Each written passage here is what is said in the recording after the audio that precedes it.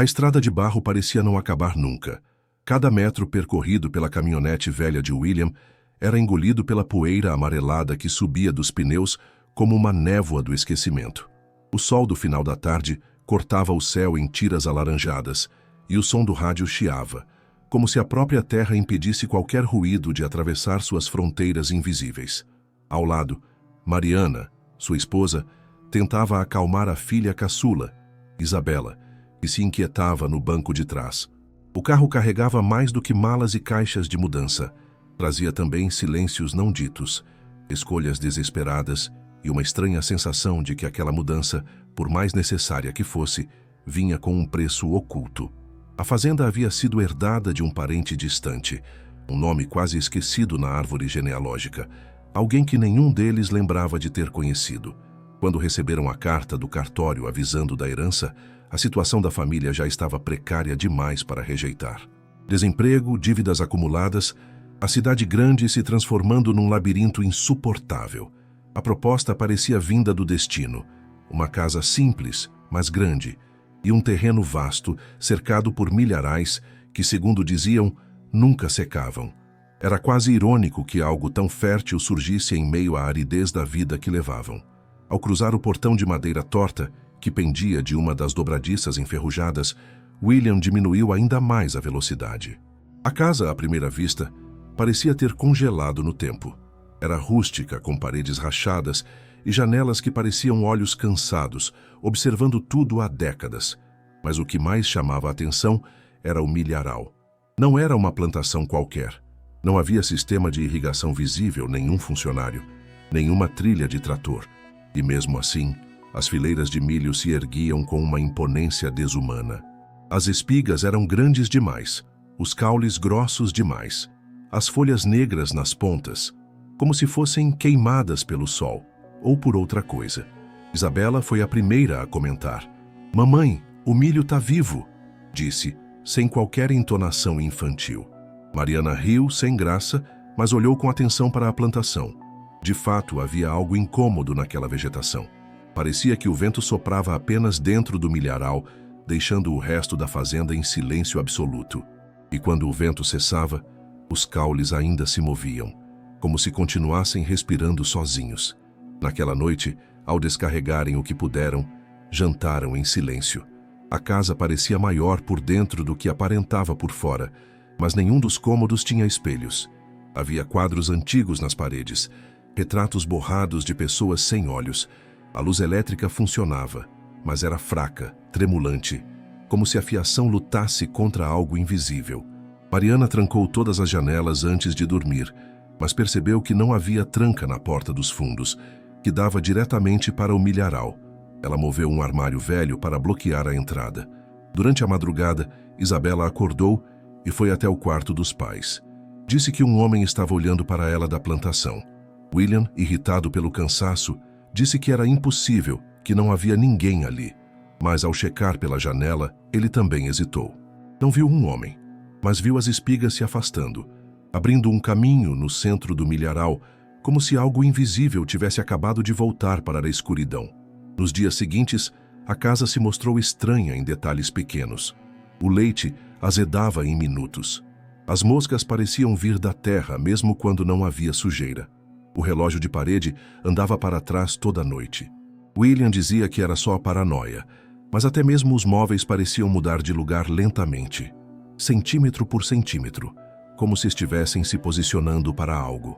A fazenda era isolada demais para que alguém os escutasse gritar, e cedo demais para que fugissem sem se sentirem culpados por desperdiçar a única chance de recomeço. No terceiro dia, Mariana viu marcas de passos descalços na varanda dos fundos, indo até a porta trancada. As pegadas estavam viradas para dentro, como se alguém tivesse entrado e não saído. No quarto dia, Isabela não quis sair da cama. Mariana achou que fosse cansaço ou algum tipo de rebeldia infantil. Uma fase, talvez. Mas o que mais a incomodou foi a forma como a menina olhava para a janela, não com medo, mas com atenção. Como quem escuta algo que os adultos não escutam, como quem vê algo que não quer ser visto. "Ele passou de novo, mamãe." Ele estava andando de costas e sussurrando. A frase saiu da boca da menina com uma clareza desconcertante, sem tremor, sem choro, como uma constatação banal, como se estivesse falando de uma borboleta no jardim. Mariana tentou não reagir, mas algo em seu corpo se retesou. O instinto de mãe sabe quando a criança não está inventando. Ela olhou para fora. Só o milharal. Inquieto, alto, denso, vivo. No almoço, William riu do relato. Disse que era impossível. Andando de costas, Bela? Quem anda de costas? Isabela não respondeu. Só pegou o arroz com os dedos e levou à boca lentamente, como se quisesse sentir cada grão. Olhava fixamente para a parede atrás do pai, onde havia um espelho antigo, sem reflexo. Mariana o havia coberto com um pano escuro, mas agora estava destampado, revelando nada além de uma superfície turva, como água parada. E naquele instante Mariana jurou, por uma fração de segundo, ver o pano se mover sozinho, como se tivesse sido puxado por dentro do vidro. No fim da tarde, Isabela desapareceu. Foram minutos apenas, talvez 15, mas o suficiente para fazer Mariana correr pela casa em pânico e William gritar o nome da filha com a voz embargada. Ela foi encontrada sentada no meio da plantação, a cerca de 20 metros da porta dos fundos. Como chegar ali? A plantação era alta e os caules tão espessos que nem a luz do sol penetrava direito, mas ela estava ali, sentada, com os olhos fechados, sorrindo. Quando William a pegou no colo e voltou correndo, ela sussurrou no ouvido dele. O milho não gosta de grito. O cego só ouve oração. Isabela mudou depois daquilo. Começou a falar menos e a desenhar mais. Suas folhas estavam cheias de formas distorcidas. Homens sem olhos, braços compridos demais, silhuetas encurvadas dentro das espigas. Em um dos desenhos havia um homem de costas, o rosto coberto por algo vermelho, com os pés descalços apontando para trás e os dedos muito longos tocando o chão. O estranho era o detalhe. Cada linha era precisa, madura demais para uma criança de 7 anos. Mariana mostrou os desenhos para William à noite, em segredo. Mas ele disse que era apenas imaginação fértil, que não havia com o que se preocupar. Mas até ele começou a deixar as luzes acesas quando ia ao banheiro de madrugada. Certa noite, Isabela acordou gritando, mas não parecia em pânico. Mariana correu até o quarto e encontrou a menina em pé, olhando para a parede. Ele está aqui dentro agora. A frase foi dita em tom neutro quase sereno. Mariana abraçou a filha, tentando acalmá-la, mas percebeu que a pele da menina estava fria, como se tivesse passado horas na sombra. E na palma da mão de Isabela havia algo. Um pedaço seco de espiga, com marcas de unha cravadas na casca. No dia seguinte, ela se recusou a comer. Disse que o milho estava olhando, que dentro de cada espiga havia uma parte do cego. Ele não tem mais o corpo, mamãe, só pedaços. E por isso ele pega o que a gente tem de sobra. Ninguém entendeu o que aquilo significava, mas naquela noite, Mariana encontrou um tufo de cabelo no travesseiro da filha. Não um simples amontoado de fios, mas um círculo perfeito, cortado rente ao couro cabeludo. Como se alguém tivesse tirado com delicadeza, sem dor, sem sangue. William dizia que era apenas estresse, que a menina estava dormindo mal, mas ele mesmo já evitava olhar para o milharal. Dizia que sentia como se estivesse sendo vigiado. E então, uma madrugada, Mariana acordou com um som vindo do quarto da filha. Era um sussurro, palavras desconexas, ditas lentamente, quase como um lamento ou uma prece esquecida. Ela entrou devagar e viu Isabela sentada na cama, olhos abertos, encarando a parede. Repetia a mesma frase: "Não me deixe ficar vazia, não me deixe ficar vazia." Mariana a abraçou chorando. E naquele momento jurou a si mesma. Se aquilo fosse algum tipo de influência maligna, se havia algo naquela terra que estivesse tomando sua filha, ela descobriria, mesmo que tivesse que arrancar espiga por espiga com as próprias mãos. E do lado de fora da janela, entre as sombras do milharal, alguém andava de costas, lentamente, sussurrando. Era como se o milharal estivesse se fechando aos poucos. No início, parecia apenas uma sensação incômoda, difícil de explicar. Uma impressão de que os caminhos por entre os caules estavam mais estreitos, que a vegetação crescia mais rápido do que deveria. Mas bastaram alguns dias para William perceber que havia algo de profundamente errado. As trilhas abertas ao redor da casa, pisoteadas por seus próprios passos durante os primeiros dias, começaram a desaparecer. O solo se reerguia, as pegadas sumiam, e os caules se enroscavam em espiral sobre os trechos onde antes havia passagem. Era como se o milharal estivesse tentando isolar a casa do resto do mundo, tornando-se uma muralha viva, densa, pulsante. O sinal de celular que antes funcionava precariamente desapareceu completamente. Nem chamadas, nem mensagens. O rádio do carro começou a emitir apenas estática, intercalada por ruídos estranhos, como uma espécie de respiração abafada entre as faixas. Mariana, antes otimista sobre a mudança, agora andava pela casa com a Bíblia na mão, repetindo orações em voz baixa, enquanto Isabela passava horas sentada na varanda dos fundos, observando o mar de espigas balançar com um vento que ninguém mais sentia. Havia um padrão no balançar, como se o milho se movesse não com a brisa, mas com o ritmo de uma respiração subterrânea. Uma tarde, William decidiu enfrentar o milharal.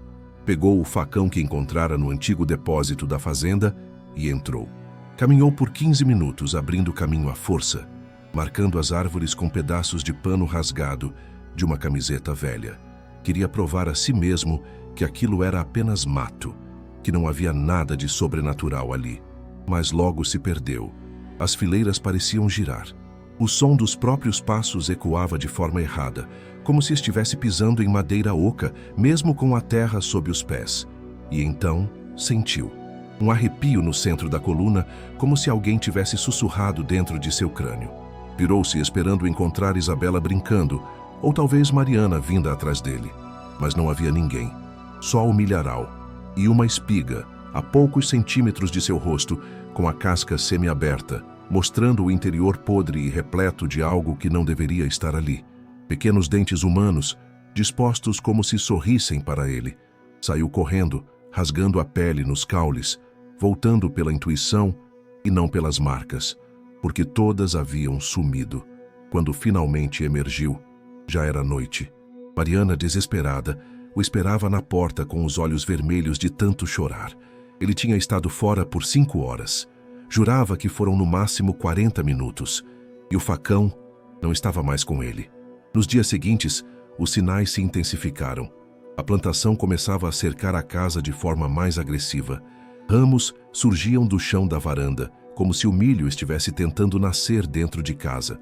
A porta dos fundos, antes protegida por um armário, agora tremia durante a noite, como se algo do lado de fora batesse de leve, repetidamente, pedindo para entrar.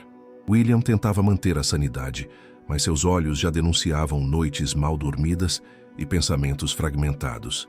Às vezes cochilava no sofá e acordava com sementes de milho espalhadas sobre o peito, como se tivessem sido deixadas ali com cuidado. Isabela passou a desenhar a casa sendo engolida por folhas, por raízes, por espigas com olhos humanos nas pontas. Disse que o milharal não era mais do lado de fora. Agora ele é a casa, papai.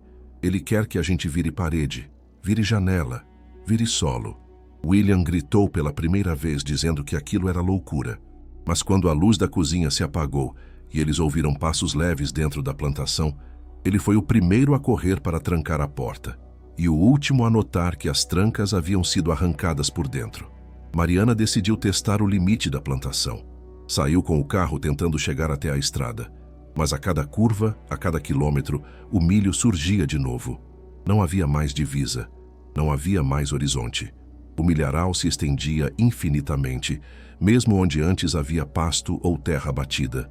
Como se a fazenda estivesse sendo devorada, centímetro por centímetro, por algo que não aceitava a presença humana. Ela voltou com o rosto sujo de pólen e olhos arregalados, sem dizer uma palavra. Na mala do carro havia uma espiga nova, perfeita, colocada lá sem que ninguém visse. Quando William a quebrou ao meio, encontrou dentro um fragmento de unha pintada, exatamente como as de Mariana. A partir daquele dia, ninguém mais saiu. A casa virou ilha. Um refúgio frágil cercado por algo que crescia e observava. O milharal não era mais uma plantação, era um organismo, um cativeiro, um campo semeado com medo, regado com os ossos de quem já tentou fugir antes. Foi numa manhã sem vento, dessas que parecem suspensas fora do tempo, que Mariana resolveu vasculhar o sótão. Não por acaso, ela já não dormia mais direito, e a casa a oprimia com o silêncio doentio das paredes. William se recusava a falar do que acontecia, como se o medo fosse um veneno, que só se espalhava ao ser nomeado. Mas Isabela continuava a murmurar coisas enquanto dormia, orações fragmentadas em voz baixa, com os olhos abertos. E o milharal? O milharal estava mais próximo da janela do que no dia anterior. Algo ali em cima, ela sentia, poderia explicar, ou ao menos dar um nome àquilo que lentamente os engolia. O acesso ao sótão era por uma abertura no teto do corredor, com uma corda que parecia não ter sido puxada em décadas. Mariana subiu com esforço. A madeira rangia, coberta de poeira espessa e teias como véus de luto. A luz era pouca, mas suficiente para revelar o acúmulo de objetos esquecidos. Móveis quebrados, bonecas sem olhos, quadros virados contra a parede e, no canto mais afastado, uma arca de madeira escura com entalhes antigos, coberta por um pano cheio de símbolos riscados à faca. Quando puxou o pano, sentiu a madeira pulsar sob suas mãos. Quente, quase viva. Dentro da arca havia roupas masculinas muito antigas, uma garrafa de vidro com um líquido escuro e um caderno de capa dura, encapado com couro envelhecido, com marcas de unhas nas bordas. Era o diário. As primeiras páginas falavam sobre colheitas, seca, peste no gado, coisas comuns para um fazendeiro antigo. Mas à medida que lia, o tom mudava.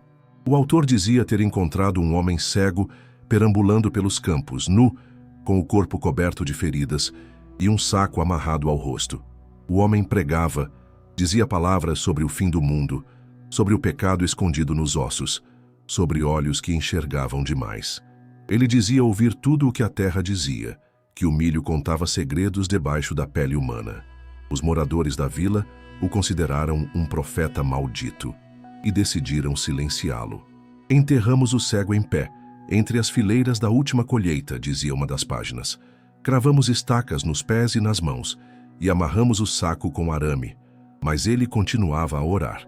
Mesmo com a boca costurada, as palavras saíam. As espigas começaram a crescer mais gordas. A terra ficou vermelha por meses. E desde então, ninguém mais morreu de fome. Mas ninguém mais teve paz. Mariana sentiu as mãos tremerem ao virar as páginas. O autor era o tataravô do parente de William. Um homem que comandou a vila com mão de ferro, fanático religioso, que via pecadores em todo lugar. Ele escrevia que o cego era um castigo mandado por Deus, ou algo que se dizia Deus, para testar os puros, e que a única forma de impedir sua fúria era alimentá-lo com pequenas partes humanas. Ele não enxerga, mas sente. Não pode tomar tudo de uma vez. Leva aos poucos. Um dedo, um olho, um dente, para lembrar que o corpo é falho e que o espírito deve ser entregue inteiro. A última entrada era uma confissão desesperada. O autor dizia que o cego havia voltado, que as espigas sussurravam nomes, que a plantação não o deixava mais sair. O milho cresceu até dentro de mim. Não sou mais homem, sou semente. A página estava suja, não de tinta, mas de algo que parecia barro seco misturado com sangue. Quando Mariana terminou de ler, percebeu que o som ao redor havia mudado. Estava mais abafado, mais próximo, e havia algo raspando do lado de fora do telhado, como garras de madeira se arrastando pelo zinco. Ela desceu tremendo, segurando o diário contra o peito como se fosse um escudo. Encontrou Isabela sentada no chão da sala, com o olhar fixo na porta dos fundos. "Você sabe agora, né, mamãe?" Mariana hesitou. "Sabe que a gente mora em cima dele." Mariana perguntou quem era ele, e a resposta veio sem emoção. "O cego. Ele sente a gente andando, sente o sangue nas veias. E cada passo que a gente dá, ele sussurra o nome mais alto." Naquela noite, Mariana tentou mostrar o diário a William, mas quando abriu novamente, todas as páginas estavam em branco. Apenas a capa permaneceu marcada, agora com algo que parecia um rosto pressionado contra o couro, de dentro para fora. Um rosto com a boca costurada, e os olhos costurados também. O primeiro desaparecimento foi sutil, quase um erro de percepção. Mariana havia deixado as luvas de jardinagem em cima da pia externa, do lado de fora da casa, onde tentava ainda manter algum contato com o mundo natural que a cercava. Quando saiu para pegá-las na manhã seguinte, não havia mais nada, exceto o pano ensanguentado que costumava cobrir o espantalho da fazenda. Estava dobrado sobre a pia, manchado de vermelho escuro e barro seco. Ela chamou por William, que saiu armado com um pedaço de madeira, mas nada viu além do milharal estático. Aí o espantalho estava sem cabeça. No mesmo dia, o caseiro temporário contratado para ajudar nas cercas, um homem chamado Danilo, enviado por um conhecido distante, simplesmente sumiu. Tinha dormido no pequeno galpão, nos fundos da propriedade, e deixado o cavalo amarrado ao lado.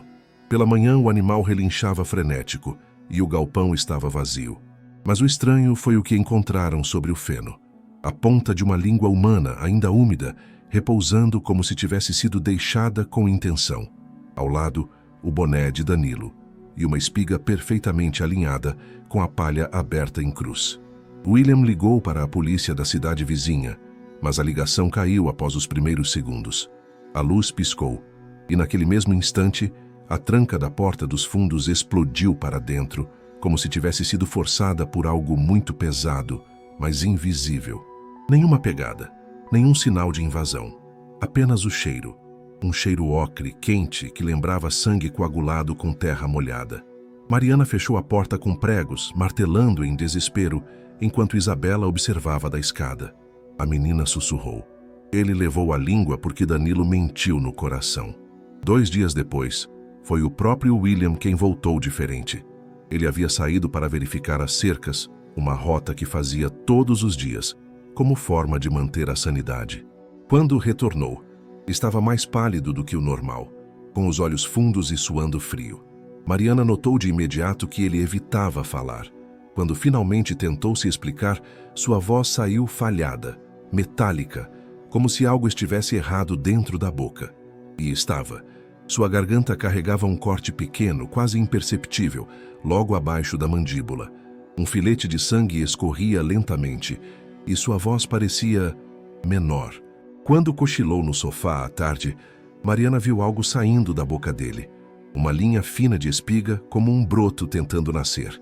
Ela arrancou com as mãos e queimou no fogão, mas William não acordou. Só tossiu sementes. Tossiu como quem afunda num mar de terra. Na mesma noite ouviram os passos. Não eram como os anteriores. Agora estavam dentro da casa. Marchavam em círculos, sempre de costas, sempre arrastados. O chão rangia como se alguém muito alto e muito magro estivesse explorando os cômodos às escuras. Isabela ficou em silêncio absoluto, escondida dentro do armário do quarto. Mariana a encontrou apenas pela manhã, abraçada a uma espiga mordida, com os olhos fixos no nada e um corte perfeito no polegar da mão esquerda. Na manhã seguinte, Mariana sentiu falta de algo. Era quase imperceptível, mas algo em seu próprio corpo estava diferente. Ao lavar o rosto no banheiro, ela percebeu. Não sentia o aroma do sabonete. Não sentia o cheiro da casa. Foi até a cozinha, acendeu temperos, arranhou cascas de frutas. Nada. Estava sem olfato. Completamente.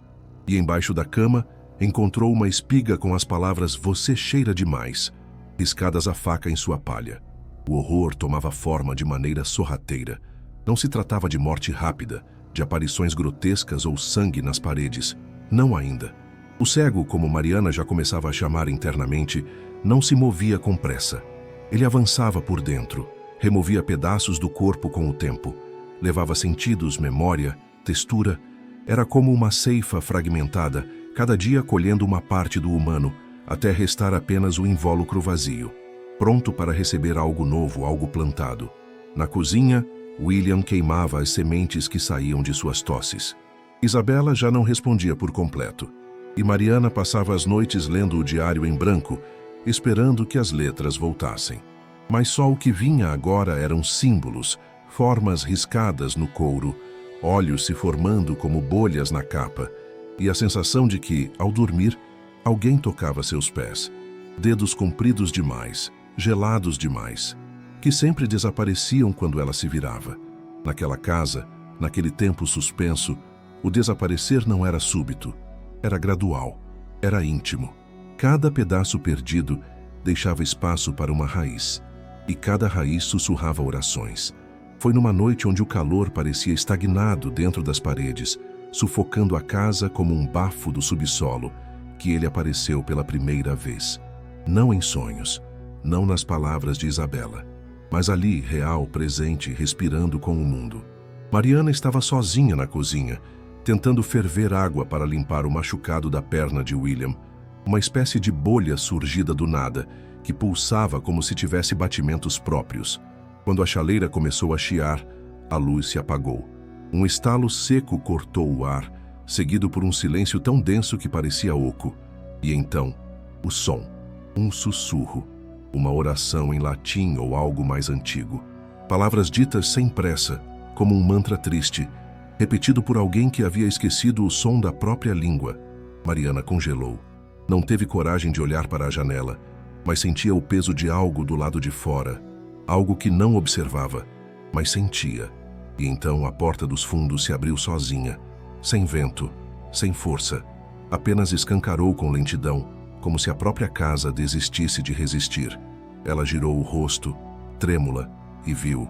Ele estava ali. O homem era alto demais, os ombros largos e os braços tão compridos que as mãos tocavam o chão. Vestia trapos de pano rasgados, encharcados, e sobre o rosto, um saco de estopa escura, preso com arame farpado ao redor do pescoço. O tecido estava molhado, pulsando, e manchado de vermelho seco e fresco ao mesmo tempo. Ele andava de costas, sem pressa, em passos curtos, como se contasse os segundos de cada movimento. Cada vez que o pé tocava o chão, uma espiga do milharal do lado de fora tremia. Mariana não gritou. O corpo não deixou. Ela só caiu de joelhos, os olhos escorrendo lágrimas sem controle. O homem não olhou para ela. Não podia. Mas os sussurros se voltaram diretamente a ela. Palavras ditas com doçura, quase com carinho, mas que queimavam por dentro. E então ele sumiu. Sumiu como se nunca estivesse ali, como se tivesse se desfeito no ar. Mas o chão onde ele pisou estava molhado, como se a própria madeira tivesse suado. Depois daquela noite, ele passou a vir sempre. Primeiro nas janelas. As cortinas balançavam mesmo com o vidro fechado. A maçaneta girava levemente, como se dedos longos a explorassem durante horas. Isabela passou a sentar-se todas as noites de frente para a porta dos fundos, com uma vela acesa e uma espiga no colo, entoando as mesmas palavras que o cego sussurrava. Mariana não a ensinou. William não sabia o que fazer. Era como se o espírito da casa tivesse se invertido. A criança virava anciã, a mãe se tornava órfã. O pai já era um túmulo em carne viva. Uma madrugada, William acordou com a sensação de estar sendo afogado. Abriu os olhos e viu Isabela parada ao lado da cama, o saco de estopa sobre o rosto dela. Ele tentou gritar, mas não havia som. Apenas o sussurro que agora vinha da garganta da filha. Ele vê por mim agora. Ele precisa ver o que você fez. William desmaiou e acordou horas depois com o nariz sangrando e os ouvidos zumbindo. Quando foi ao banheiro, faltava um pedaço de sua orelha, cortado com precisão cirúrgica. Sobre a pia, uma espiga com seu nome entalhado. A presença do cego era constante. Durante o dia, sombras sem origem cruzavam os cômodos. Moscas saíam das tomadas. As paredes pulsavam com cheiro de carne crua. Durante a noite era pior. Ouvia-se alguém andando de costas no sótão, mesmo sem ninguém lá em cima. As portas batiam levemente como se chorassem. E às vezes, da fresta debaixo da porta da frente, escorria um líquido escuro com sementes boiando. Isabela passou a vestir roupas velhas que não pertenciam a ninguém da casa. Dizia que eram dele. Mariana queimou uma dessas roupas na lareira e à meia-noite ouviu um grito dentro das paredes. Um grito que fez o reboco rachar e os vidros estourarem. A fumaça do tecido queimado formou uma figura por segundos. Uma cabeça com um saco e mãos costuradas por arames. A maior certeza, agora, era que o cego não era apenas um fantasma. Ele não estava morto. Nunca esteve. Seu corpo havia sido negado à terra. Sepultado de pé, de olhos e boca costurados, sua alma estava em suspensão, entre o milho e a carne, entre a oração e o castigo. E ele só precisava de um corpo novo, um invólucro fresco, uma carcaça onde pudesse abrir os olhos de novo. ver, sentir, punir, e cada noite que passava, ele ficava mais dentro da casa do que fora. A lógica do cego começou a se revelar como um código cruel, um ritual antigo escrito em dor. Ele não atacava ao acaso, não surgia toda noite. Havia um padrão sombrio em seu agir, uma espécie de ritual invisível que regia seus passos tortos e seus sussurros arranhados. Isabela, agora completamente entregue às suas palavras, começou a repetir frases cada vez mais enigmáticas. Ele não leva o que você esconde, leva o que você sente mais forte. Essa frase, em especial, acendeu um medo novo em Mariana. Não era só o terror do que ele poderia fazer, mas do que ele podia perceber. O cego não via com os olhos, mas sentia. Sentia através da carne. E o que fosse mais vivo em alguém, fosse alegria, medo, culpa ou desejo, era o que ele arrancava com mais precisão.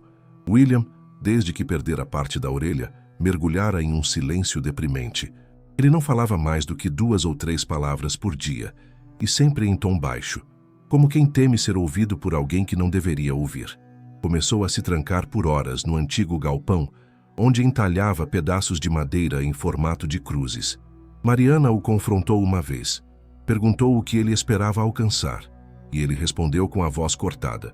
Talvez, se ele pensar que a gente acredita, ele não leve o que falta. Mas o cego não era enganado por gestos vazios. Naquela noite, William acordou sem o dedo anelar da mão esquerda.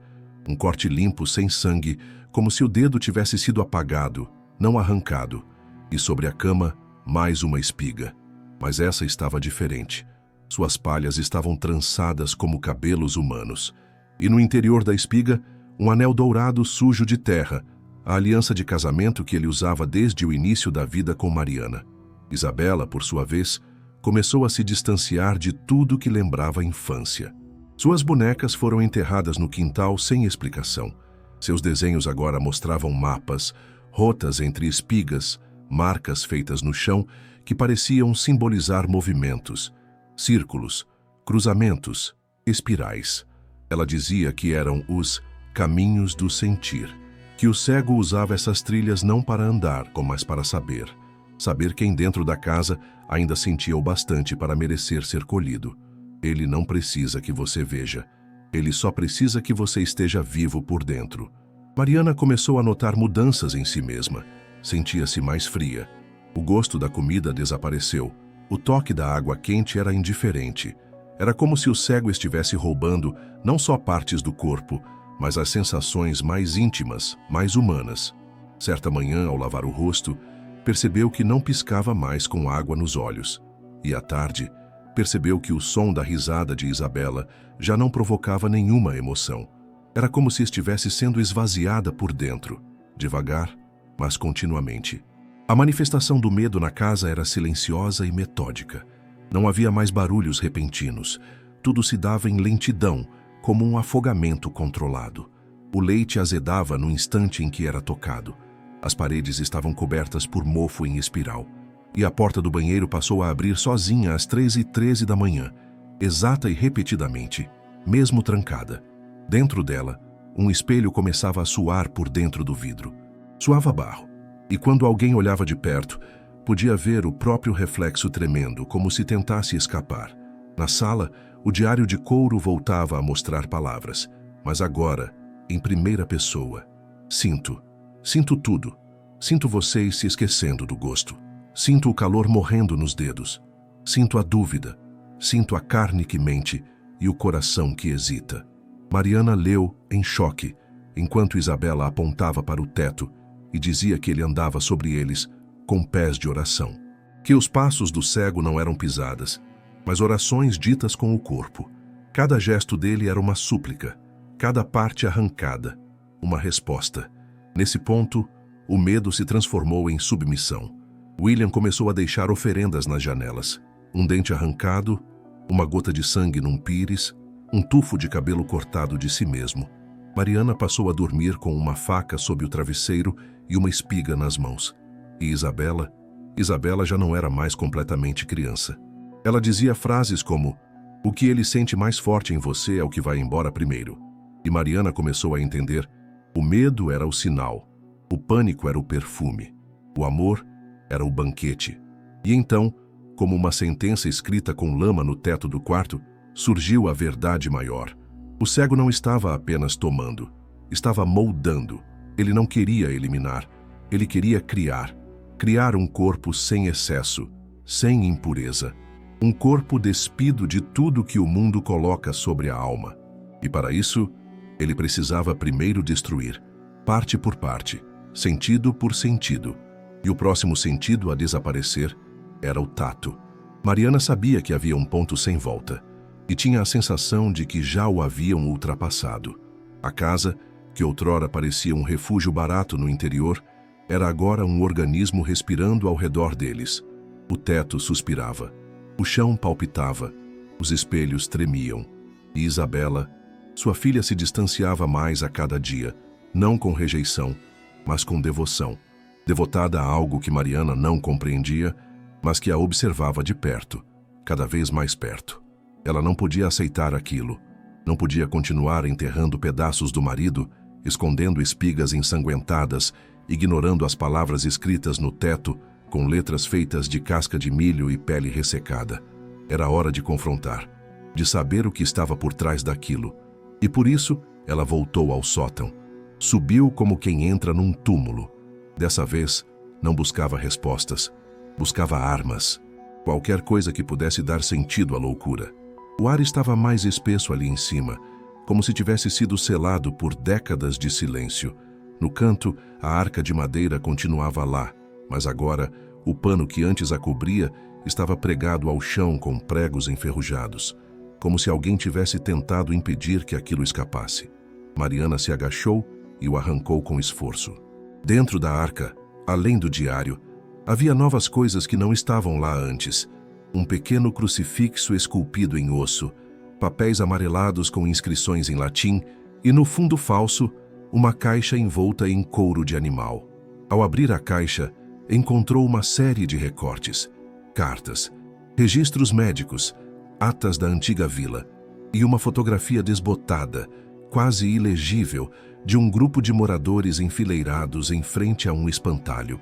Mas o detalhe mais apavorante era o que estava no centro da imagem. Um homem altíssimo, com um saco de estopa cobrindo a cabeça, os braços amarrados para trás e uma placa pendurada no pescoço com a palavra blasfemo riscada à faca. O carimbo no verso da foto marcava o ano de 1911 e o nome do fotógrafo, Elias Campos. Campos era o sobrenome do parente distante de William, o antigo dono da fazenda. O sangue vinha dali. Mariana mergulhou nos documentos com fúria. Leu as atas da vila, que registravam a chegada de um andarilho em 1908, pregando aos gritos nas feiras livres. Um homem que dizia ter recebido visões de uma entidade que habitava o fundo da terra. Ele dizia que os olhos do mundo estavam cegos porque viam demais e que o milho era o verdadeiro véu da carne, o alimento puro que crescia sobre os ossos da culpa. Começou a atrair seguidores, inclusive crianças. E os líderes locais o condenaram por propagação de doutrinas demoníacas, incitação ao êxtase sexual e autoflagelação ritual. Ele foi capturado, julgado numa noite só e sentenciado a uma execução ritualística, crucificado em pé, com pregos nos tornozelos e braços, boca costurada com linha de arame e enterrado vivo no centro da plantação, com o rosto coberto para que jamais visse o que o mundo se tornaria. A vila inteira participou. Os que não martelaram os pregos rezaram. E o milho cresceu no dia seguinte. Cresceu como nunca, dourado, denso, abundante. Mas no fim daquele ano, 3 crianças desapareceram. Um idoso foi encontrado morto com os olhos arrancados. E um bebê nasceu sem boca. A vila se dissolveu nos anos seguintes. A fazenda foi fechada. Mas a linhagem dos Campos permaneceu. E agora, Mariana sabia. William fazia parte disso. Isabela também. E ela, ainda que sem sangue compartilhado, fora tragada pelo solo. No meio dos papéis havia uma folha manchada que parecia mais recente. Sem data, sem autor. Nela uma oração. Que a carne que mente seja calada. Que os olhos que julgam sejam apagados. Que o amor que queima seja ceifado, e que a fé que finge seja sentida. Ele não perdoa, ele planta, e cada dor será semente. Mariana caiu de joelhos, não por fé, mas porque as pernas já não obedeciam. O quarto girava, a madeira parecia respirar sob seus pés, e do buraco da parede algo rastejou. Uma mão fina, branca, como os ossos de uma ave, arrastando consigo uma espiga cheia de dentes minúsculos. Ao tocar o chão, a espiga estalou e riu. Riu com dentes que não eram dela. Ela desceu cambaleando, suada, com a mente em labirinto. Encontrou Isabela no corredor, imóvel, com os olhos brancos, murmurando em um idioma que não era português. Quando Mariana a segurou pelos ombros, a menina sorriu. Mamãe, você viu agora? Ele nasceu do chão, não foi? Ele é a raiz da fé errada. E ele quer ver de novo por dentro. Era o passado gritando nas paredes. E agora, Mariana sabia. Não havia como escapar do cego, porque o cego não era um espírito. Era uma colheita. Uma colheita que esperou gerações para amadurecer. E a safra agora era de gente. Já não era mais possível fingir que o milharal era apenas uma plantação. Ele respirava, ele reagia, ele esperava. E, acima de tudo, ele sabia. Sabia quando alguém o olhava da janela. Sabia quando um pé hesitava ao cruzar o limite da terra batida. Sabia quem estava pronto para dar algo e quem ainda resistia. Nas manhãs, as folhas estavam úmidas como carne recém-aberta, escorrendo uma seiva leitosa que atraía moscas com olhos humanos. À noite, o barulho que vinha das fileiras deixava de ser o sussurro do vento. Eram cochichos apressados, passos de costas, estalos de ossos. Sons que não pertenciam ao milho, mas ao que se movia por baixo dele. William estava cada vez mais ausente. Parava por horas em frente ao milharal, com os olhos perdidos e a respiração contida, como se esperasse por um sinal, por um comando. Mariana o encontrou certa vez com as mãos enterradas na terra até os cotovelos, e quando o puxou, viu que ele murmurava: "Estou voltando, estou voltando." Isabela, por outro lado, já não comia. Sentava-se todas as tardes no batente da porta dos fundos, que dava direto para as primeiras espigas, e ficava ali, sorrindo, os olhos vítreos, os pés sujos de barro e um colar feito de grãos pendurado no pescoço. A tensão tornou-se física, o ar pesava, a casa gemia. O relógio parou no mesmo horário por 3 dias seguidos, 3h13. E sempre nesse horário, uma batida única soava no teto, como uma mão de madeira golpeando lentamente. A luz elétrica oscilava em círculos. Mariana começou a mapear os estalos, os sons, os tremores, e notou. Havia um padrão, um ritmo, como se o milharal estivesse formando uma linguagem, uma contagem regressiva, e então o chão mudou. A terra ao redor da casa ficou encharcada, mesmo sem chuva. Plantas brotavam nas rachaduras da varanda. Caules de milho cresciam entre as frestas do assoalho. Espigas minúsculas surgiam na gaveta de talheres, no interior da geladeira, até mesmo sob a pia. Uma manhã, ao abrir a torneira, Mariana viu escorrer uma água barrenta com grãos flutuando, e dentro de um deles, um pequeno olho humano, castanho claro, idêntico ao de William. Ela tentou fugir, pegou Isabela no colo, arrancou o carro da garagem e seguiu em linha reta. O milharal parecia recuar no começo, mas após 2 minutos de estrada, tudo se repetiu. As mesmas curvas, as mesmas árvores, os mesmos postes. Era como um carrossel invertido. O mundo girava ao redor da fazenda, mas ela permanecia no mesmo ponto. Não havia como sair. A plantação tinha engolido o tempo, engolido a geografia, engolido a realidade. Isabela, no banco de trás, sussurrava: "Ele me mostrou a trilha. Ele me mostrou como vocês vão." Mariana olhou pelo retrovisor e viu o saco de estopa, o mesmo do cego, dobrado com perfeição sobre o banco, como se estivesse à espera de ser vestido.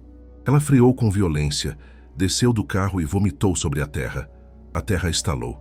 Vibrava debaixo de seus pés, como se risse.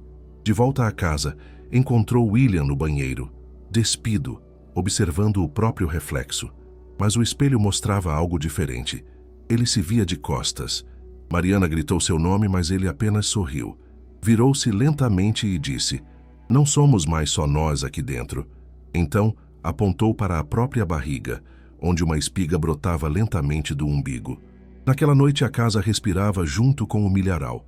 As janelas condensavam por dentro, e do lado de fora, centenas de espigas apontavam para a casa como lanças. Algumas se moviam, outras tinham pequenas mãos saindo do topo. Os degraus da varanda estavam cobertos com símbolos riscados com sangue coagulado. E no centro do quintal, uma figura alta caminhava de costas muito devagar, arrastando um saco de estopa como um véu. Era ele, o cego. A tensão agora era total. Um laço apertado em volta da casa e de cada um que nela habitava. O tempo já não era linear. O passado e o presente se fundiam nos olhos da filha. As memórias de Mariana já não lhe pertenciam. Os quadros da parede mostravam rostos que ela não conhecia, mas que agora a chamavam de mãe. E o milho? O milho crescia até mesmo nos sonhos, porque agora o milharal não estava apenas ao redor da casa, estava dentro dela. Naquela madrugada, enquanto o teto estalava e a porta dos fundos respirava como um pulmão prestes a colapsar, Mariana ouviu um som vindo do sótão. Papel rasgando, folhas virando sozinhas, o couro da arca abrindo como se houvesse dentes entre suas fendas. Pegou uma lanterna, uma faca de cozinha e subiu com o cuidado de quem pisa num altar profanado. O sótão agora estava diferente, mais úmido. Cheirava a esterco antigo misturado com vela queimada. A luz da lanterna tremulava sem causa. E sobre a arca, o diário, aberto, com as páginas reescritas. As palavras não eram como antes. Agora estavam em vermelho, mas não era tinta. Parecia sangue seco, grosso, quase em relevo. Mas o mais assustador era a voz. Cada palavra escrita parecia ecoar em sua cabeça como uma narração interior, como se fossem memórias sendo inseridas por força. E a escrita era dele, do homem que havia sido enterrado entre as espigas, o andarilho, o cego. Primeiro vieram os gritos. Diziam que eu era um cão do inferno, que o que eu dizia era veneno. Mas eu só contava o que a terra contava para mim. O milho é vivo, o milho ouve, o milho lembra. As páginas seguintes eram uma confissão em queda livre. O homem relatava que, desde a infância, ouvia vozes vindas da terra. Não vozes demoníacas, mas ecos de algo antigo, anterior às igrejas e cruzes, anterior até ao próprio pecado. Era um chamado, um convite para sentir mais do que ver. Ele passou a se cobrir, a andar de costas, a costurar os próprios olhos com linha de palha, para escutar melhor. Ver é mentir, ouvir é aceitar. E ao pregar nas vilas, tocava as pessoas não com palavras, mas com sua ausência de visão. Tocava o medo, tocava o arrependimento. E assim começou a mudar as coisas. O milho crescia onde ele dormia. Pessoas paravam de adoecer, mas junto com a colheita vinham os pesadelos, vinham os desaparecimentos, porque o que o habitava não era apenas fé.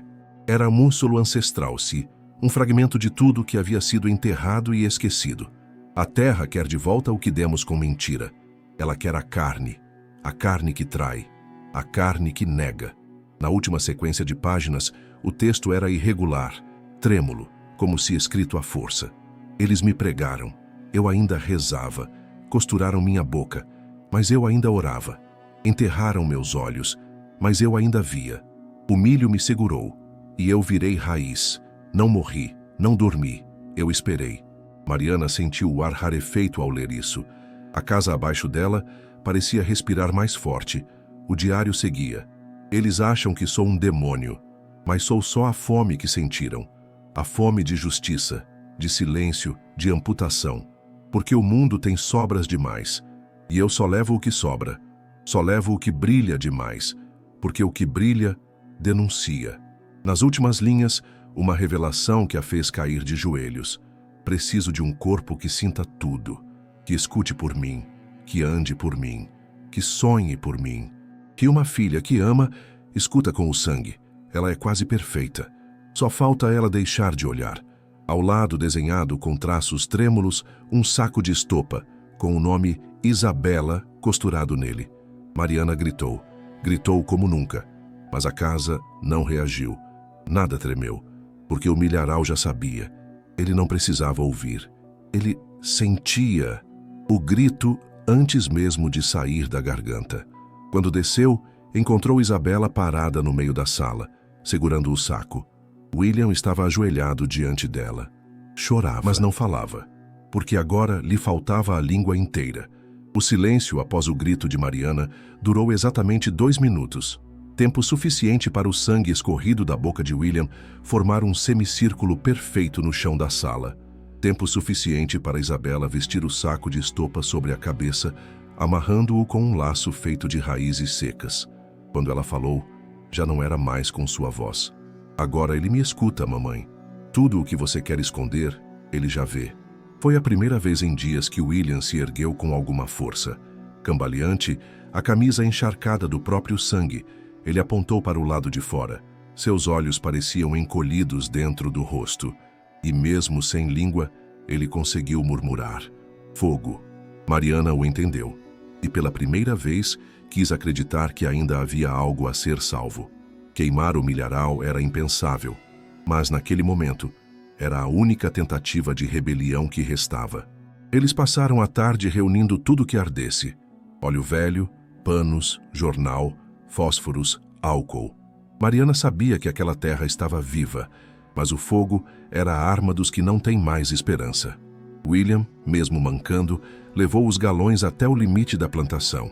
Isabela os observava da varanda, imóvel, como uma sentinela consagrada.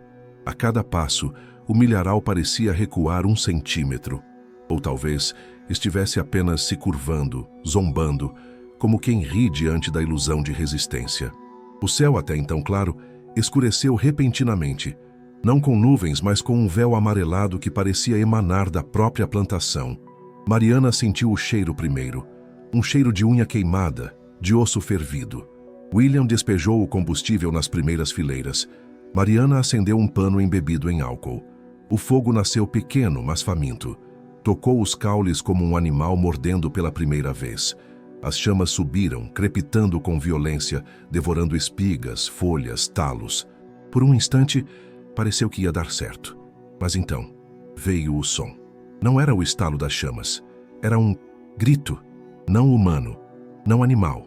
Era como se 1000 vozes gritassem juntas, abafadas, sufocadas, vindas de dentro da terra. Gritos de gente viva enterrada com os pulmões cheios de barro. As chamas tremularam, hesitaram, e então começaram a voltar, como se sugadas. O fogo não se apagava, era engolido, como se cada espiga abrisse uma boca e respirasse as labaredas para dentro de si. William deu um passo para trás, mas era tarde. O chão se abriu sob seus pés. Um buraco fundo, negro, de onde saiu uma névoa escura com cheiro de vela e ossos. Ele caiu de joelhos, e do centro da plantação surgiu ele, o cego, alto, caminhando de costas, com os braços longos estendidos como cruzes. O saco de estopa ensanguentado pingava sobre as espigas que se curvavam em adoração. As mãos se moviam como se lesse o ar.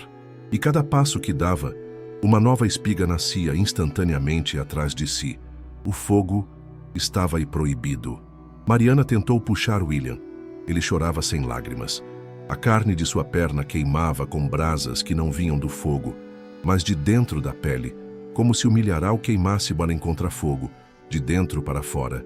Quando conseguiram arrastá-lo até a varanda, Isabela já os esperava, de pé, saco na cabeça, segurando uma espiga que pulsava como um coração. O milho não morre, papai. Ele lembra. E agora você vai lembrar também. Na manhã seguinte, o milharal estava intacto. Nenhum sinal de fogo, nenhuma folha chamuscada. O chão onde William havia se ajoelhado estava coberto por raízes novas, e o buraco havia se fechado como se nunca existisse. Mariana saiu com uma faca e tentou arrancar as primeiras espigas, mas ao cortá-las, ouviram gritos. Gritos de crianças, de velhos, de mulheres. Cada espiga, uma garganta enterrada. Cada caule, uma coluna vertebral plantada. A tentativa de queimar foi interpretada como traição. A casa escureceu. As moscas voltaram. E Isabela desapareceu naquela noite. A casa amanheceu muda, sem barulho de passos, sem o sussurro das paredes, sem vento entre as frestas. Mariana sentiu o vazio antes mesmo de abrir os olhos. Era um tipo de silêncio que não traz paz, traz presenças escondidas, um silêncio de coisa errada, de respiração presa em algum lugar onde não deveria haver respiração. William dormia no sofá com os olhos abertos, como se nem tivesse piscado a noite toda. Mas não foi ele quem Mariana procurou ao acordar. Foi Isabela, e ela não estava lá.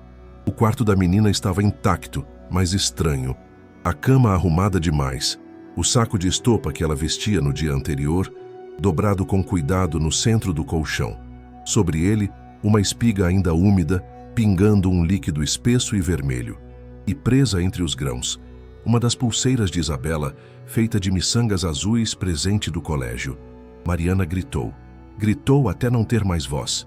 Vasculhou cada centímetro da casa, abrindo portas, quebrando paredes ocas, chutando móveis.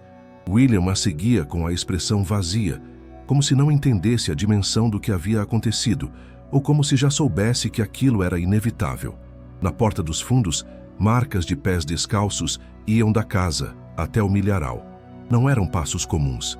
As pegadas estavam viradas para trás, como se a menina tivesse saído andando de costas, exatamente como o cego fazia.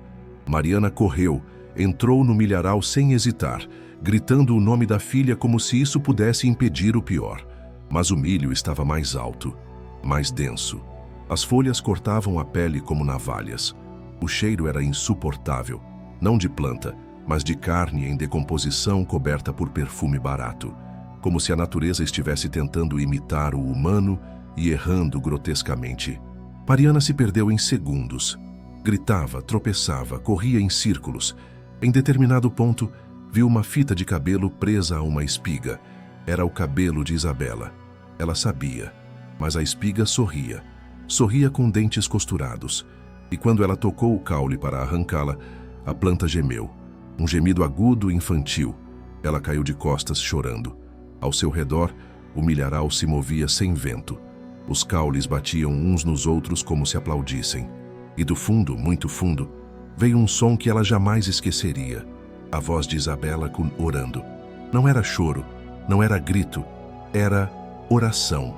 Uma reza em latim ou em alguma língua ancestral. Uma cadência hipnótica, dita por uma voz calma, entregue.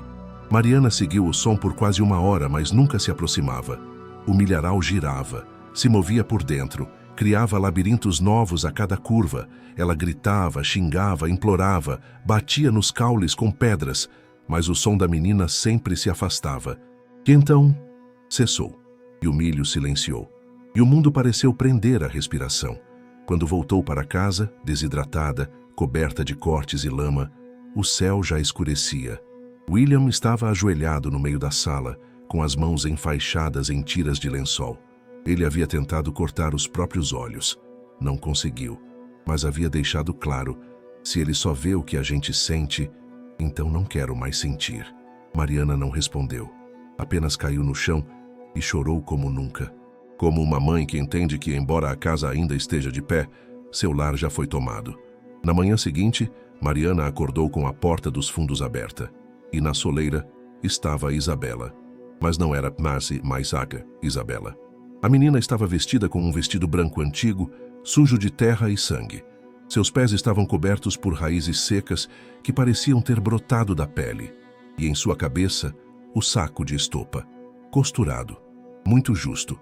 Os braços estavam abertos, como em cruz, e em sua mão, uma espiga retorcida com algo pulsando dentro, algo que Mariana entendeu ser um olho, mas não um olho qualquer. Era o dela, porque quando se olhou no espelho, Mariana viu, seu olho esquerdo já não existia. Isabela falou com a voz do cego e com a voz dela mesma, ao mesmo tempo, como um eco duplo. Disse: agora eu vejo, agora eu escuto, agora você vai sentir o que ele vê. Isabela havia voltado, mas não era mais uma criança. Era um espelho do que o milharal queria que ela fosse. Uma ponte, um receptáculo, uma oferenda viva transformada em canal. Mariana não sabia se corria ou se a abraçava. Seus joelhos falharam. O corpo vacilou. Um amor ancestral, selvagem e incondicional, tentava se erguer dentro dela, mas o pavor o segurava pela garganta. A filha estava ali, mas tudo nela dizia: não se aproxime. O cheiro, o silêncio, o peso do ar ao redor, o saco costurado sobre o rosto, e aquela espiga na mão, viva, pulsante, carregando um olho que via de dentro. William se arrastou até a porta. Ainda sangrava. Quando viu a filha, estremeceu. Murmurou algo sem língua, uma tentativa de dizer o nome dela. Mas Isabela não reagiu. Só virou lentamente a cabeça costurada em direção a ele e deu um passo à frente. Os grãos da espiga em sua mão estalaram como nós de coluna vertebral sendo quebrados. Cada estalo parecia um comando. E então ela falou, com duas vozes, a dela. Taia do cego, unidas, costuradas, uma em cima da outra, dizendo: ele está comigo, ele nunca saiu. Agora ele vê tudo. Mariana tentou se aproximar, mas o chão entre elas ficou mole, como lama misturada com cinza e ossos moídos. Ela caiu de joelhos, sentiu o barro escorrer entre os dedos. Dentro da lama, dentes, pequenos, como se o solo mastigasse o passado da casa. O saco de estopa sobre o rosto de Isabela tremia levemente, como se alguém por dentro ainda respirasse com esforço. E Mariana entendeu com um arrepio que partiu a espinha. A filha ainda estava lá, mas presa, submersa, espectadora de si mesma. Naquela noite, Isabela entrou na casa, silenciosa, sem pedir, sem falar. Se sentou no sofá. As moscas vieram com ela. Os espelhos escureceram. Os quadros giraram sozinhos, voltando-se para a parede. A televisão ligou sozinha, transmitindo apenas estática, mas a estática parecia formar padrões. Mariana olhou de relance e viu, por um segundo, a imagem do espantalho. Depois de um parto. Depois, uma fogueira. Tudo dentro dos pontos da tela. Tudo dentro da visão do cego. Isabela dormia sentada, mas seus olhos, os que não deviam estar visíveis, pareciam abertos dentro do saco.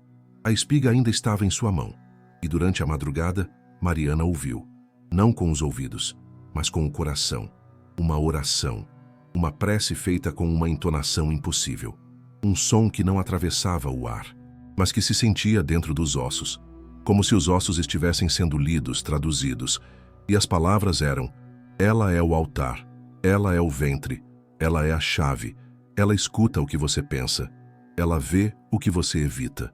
No dia seguinte, Mariana acordou e Isabela já não estava na sala. A casa estava imunda. As paredes suavam uma substância preta que manchava os móveis e queimava os pés. William estava no chão, em posição fetal, com a boca cheia de sementes brotando. E da cozinha veio o som. Um som de passos, de costas, lentamente. Cada passo uma palavra. Cada palavra, uma lembrança arrancada da mente.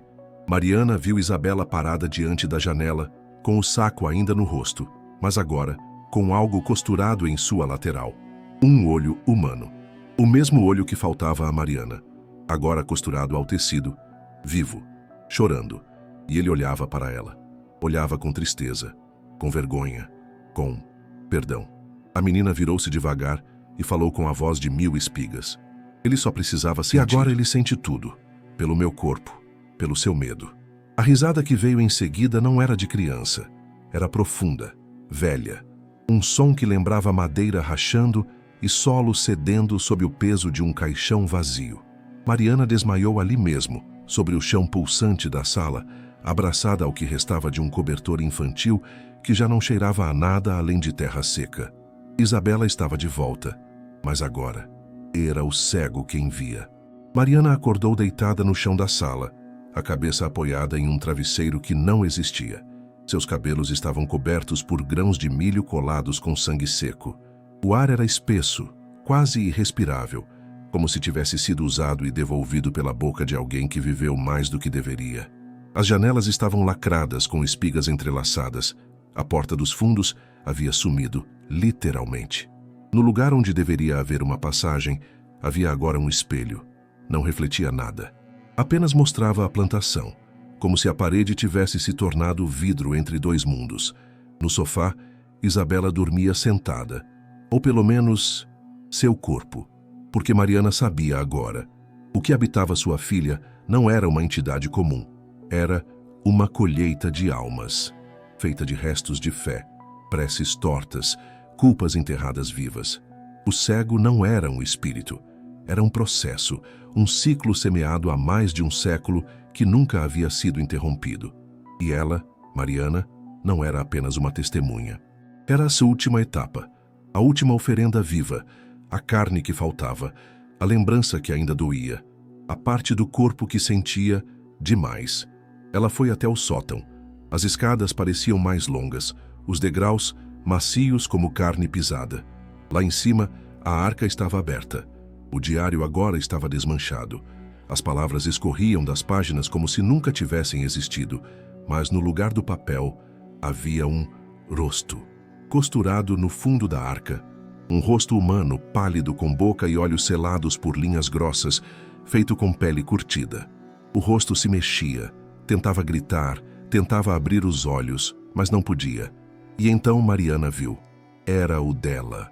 Não o dela de agora, mas o dela de dentro, como se aquele rosto fosse sua alma, pregada para sempre naquele sótão. Ela caiu de joelhos, chorava sem som, e do chão do sótão brotou uma espiga. Mas essa era diferente, escura, retorcida. Em sua palha, escrito com o que parecia ser unhas humanas esmagadas, estava uma frase: "Você é a raiz que faltava." Foi então que entendeu tudo. O cego nunca buscou vingança. Ele não era um espírito rejeitado ou um espectro vingador. Ele era plantado, como se planta um guardião de pecados. E o milharal não era fazenda, era cemitério, era altar. Cada pessoa colhida por ele era absorvida, sentida, mastigada, armazenada. E o corpo do cego, enterrado em pé há mais de 100 anos, já não era mais um cadáver. Era um coração vivo, batendo sob os caules, alimentado por dor, por partes humanas e por olhos que não queriam ver. Isabela foi escolhida por um motivo. Ela amava demais. E tudo que se ama demais, brilha. Tudo que brilha, denuncia. O cego sentia esse amor e usou como elo. Transformou o corpo da filha num espelho, num novo ponto de entrada. Agora ele via através dela, sentia através dela. Já havia através de Mariana, porque ao perder o olho, ela abriu uma porta, e ele entrou. Ela desceu do sótão com a certeza final. William estava morto. No chão, em posição fetal, com espigas brotando do estômago e uma cruz entalhada na testa com palha seca.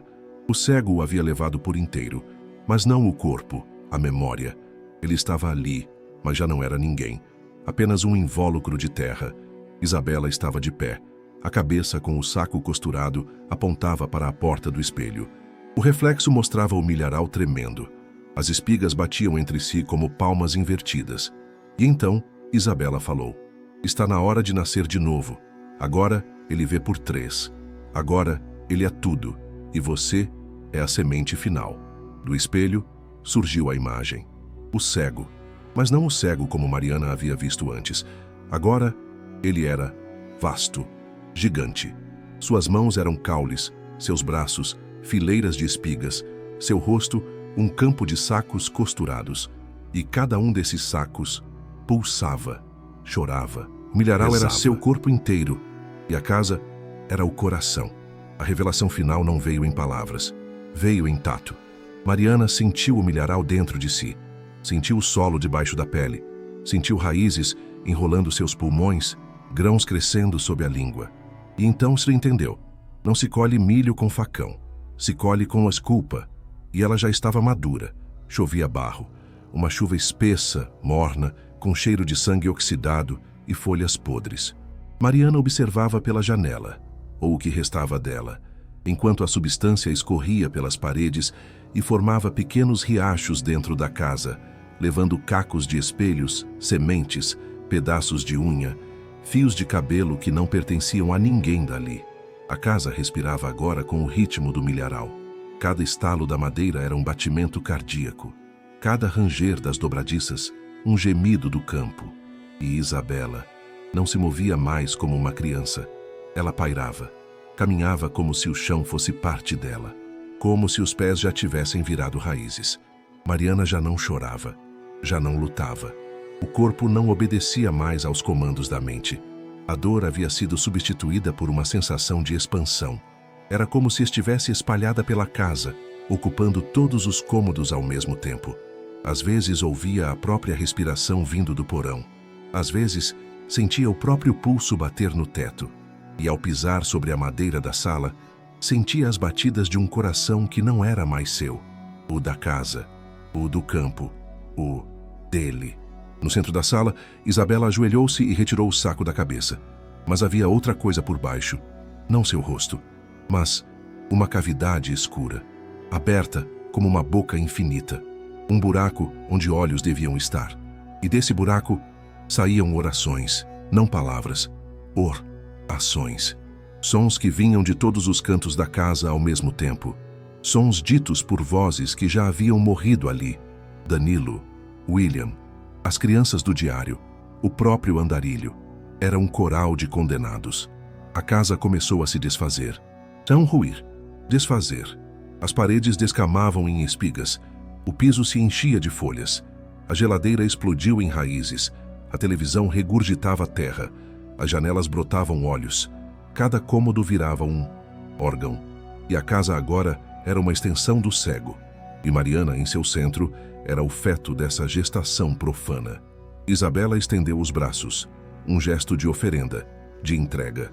E Mariana, sem saber porquê, ajoelhou-se diante da filha, não por submissão, mas por instinto, como quem retorna ao ventre, como quem se aceita solo. E o milharal entrou, não pelas portas, mas pelos poros, pelos olhos, pela memória. Cada lembrança que Mariana teve, infância, casamento, parto, foi desfeita, transformada em grãos. Grãos que escorriam pelos dedos, grãos que se enterravam dentro da língua. A última imagem que viu antes do mundo escurecer foi o próprio reflexo, com o saco de estopa já costurado. Dias depois, a casa foi encontrada intacta por um grupo de compradores curiosos. Parecia abandonada, mas não suja.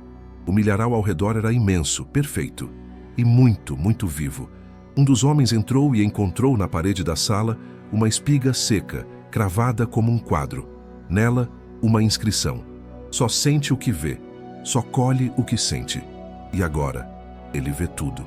Ao fundo da plantação, dizem que às vezes se vê uma menina andando de costas entre as fileiras, segurando uma espiga contra o peito. Dizem que ela reza, dizem que ela sorri. Dizem que quando você fecha os olhos no meio do milharal, alguém toca sua nuca com dedos frios demais, e quando você volta, algo sempre falta. Um fio de cabelo, um pedaço da língua, a capacidade de sonhar, porque o cego nunca quis os olhos, quis o que os olhos escondem. E agora que vê tudo, ele só precisa sentir.